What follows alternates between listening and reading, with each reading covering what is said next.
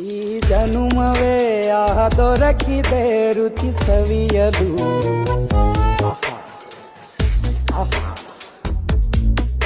ಈ ಜಗವಿದೆ ನವರಸಗಳ ಉಣಬಡಿಸಲು. ಬಿಸಿ ಬಿಸಿ ಇದೆ, ಬಿಸಿ ಬಿಸಿ ಇದೆ ನಳಪಾಕ ದಿನ ದಿನ ನೂತನ.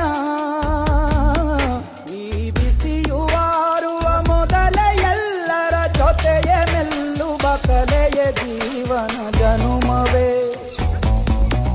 ಈ ಜನುಮವೇ ಆಹ ದೊರಕಿದೆ ರುಚಿ ಸವಿಯಲು.